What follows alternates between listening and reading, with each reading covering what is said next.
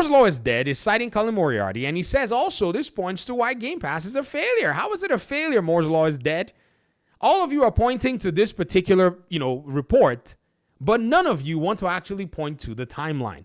I'm going to expose every single one of you that's pointing to this report as a Game Pass problem to show that you're not being honest. I used to think y'all didn't know, but now I'm going to start from the position that it's either you don't know or you don't care, and you don't care to know the truth, but it's your job to know the truth before you start to spew this stuff out there. He says it points to why Game Pass is a failure, which is more than 60% of US gamers only buy 2 games or fewer per year. Now, here's the problem with that, Moore's Law. The problem with that is, since this data set came out, it's always been a reality. So let's go ahead and start from a timeline, like the one I gave Nib95. So 2025 February, right? On the Kind of Funny podcast, Matt Piscatella shared that data set. Let me go ahead and show it to you, because I told you guys that podcast was the most important podcast of the year. Listen to it. The challenge we have, right? So let's talk about service games for a second. Please. If you take the top 10 service games every month, you're talking Grand Theft Auto Online, Roblox, GTA, or Call of Duty, Marvel Rivals right now. Sure. You take the 10 biggest live service games on PlayStation and Xbox. 7 out of every 10 people that turn on their console will play at least one of those games every month.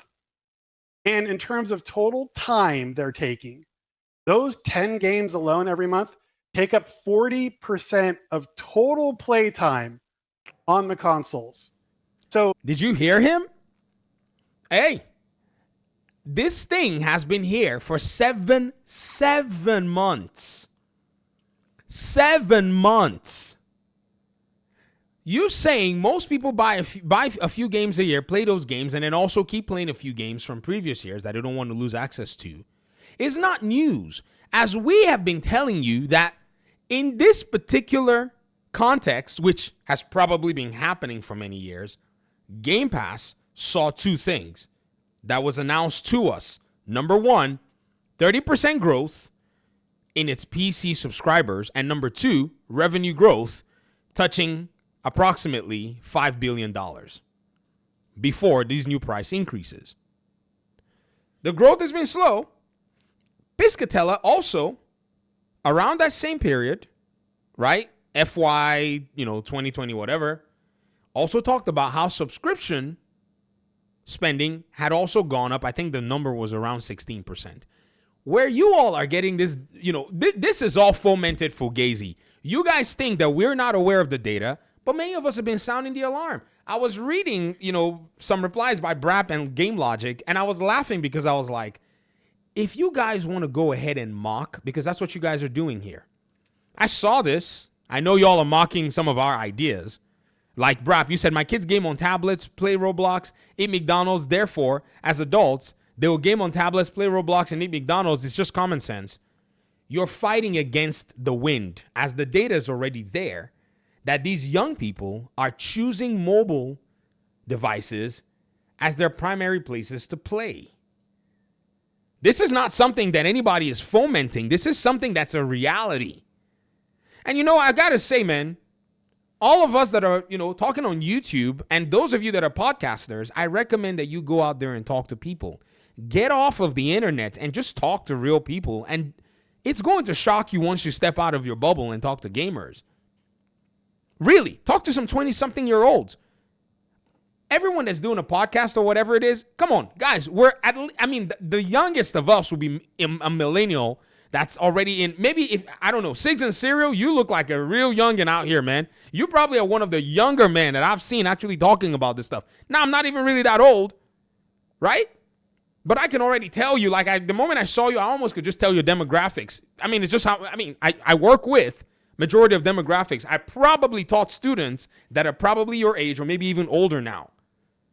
So when I can see those demographics, I'm laughing at these guys going, the data is actually backing what I'm seeing in real life. Yet these guys stay in a bubble and they talk to their audiences and they all think that this stuff is all fine and dandy. Watch the gaming industry take a transformation. You won't even remember what it looks like in the next 5 years.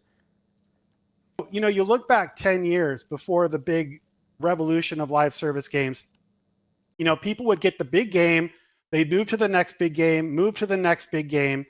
You had that full pool of players and hours to pull from.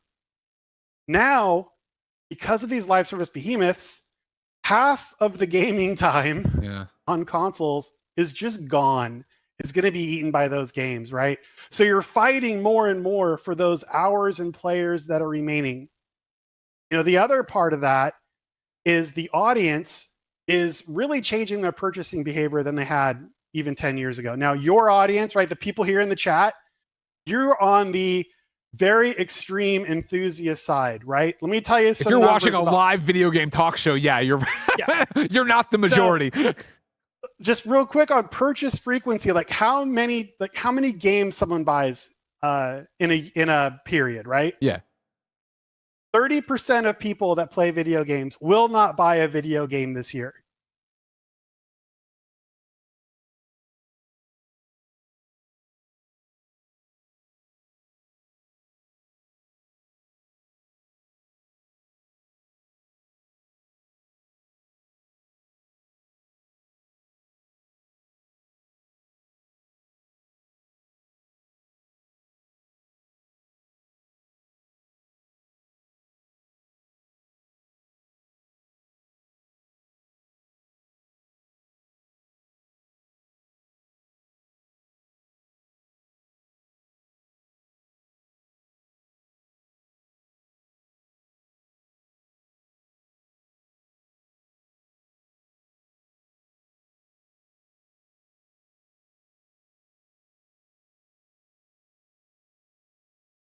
Now, I showed all the different, folk who are trying to spin this as some kind of, this is a reason, this is a case against Game Pass.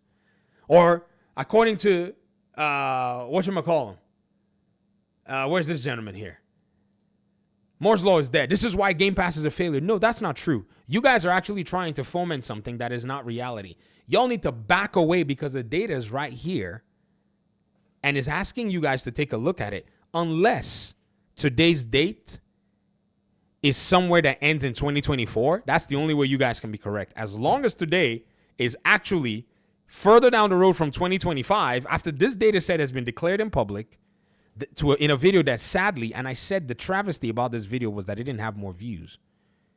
That sadly many people didn't watch. The video is still sitting at 22,000 views. This is to show you that a lot of people prefer brain rot to actually following through with the data. They just sit there and just talk. Wow. So that's a third of the audience that just won't buy. A further 18% purchase a new game every 6 months or less frequently. So these are your folks that are buying Madden or EAFC, or they're picking up Call of Duty, right? Your big mass market only kind of buyer. The kind of purchaser that's watching this show, you're probably buying at least one game a month, maybe more. Only 12% of video game players buy a game once a month. Only 4% buy games more often than once per month.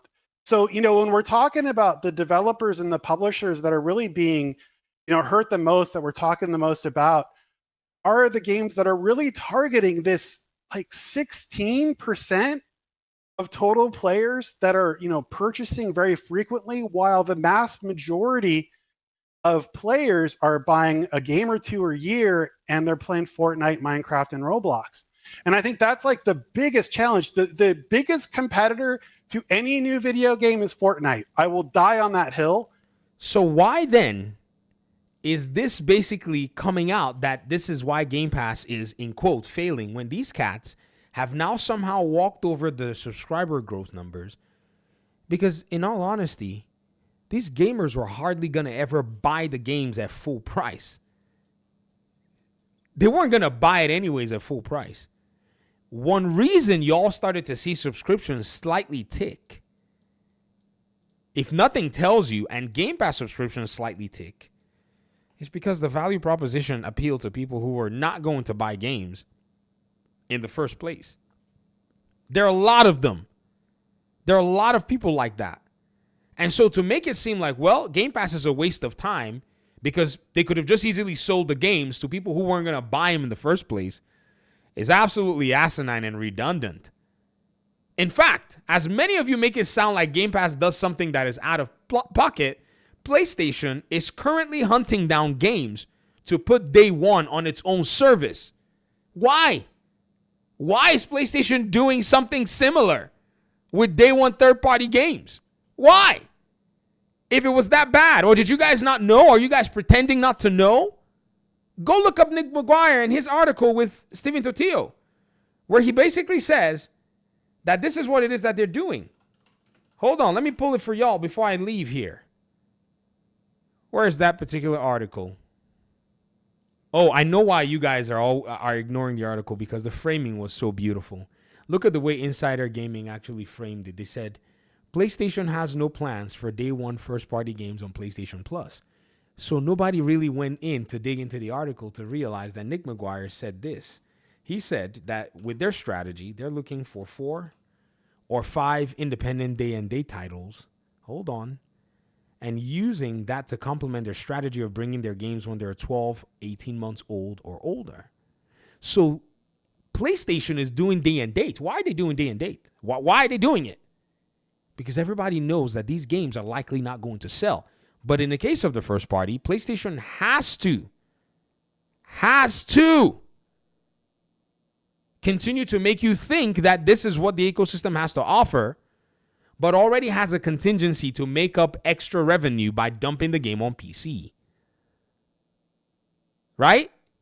That's it. And they know you're going to stay for a less impactful service anyways, so you're going to keep subbing to them, while Puderok continues to complain that they won't give you their own games on their service, while they give that game, Helldivers 2, to Xbox, and then Xbox still gives its games to a subscription service.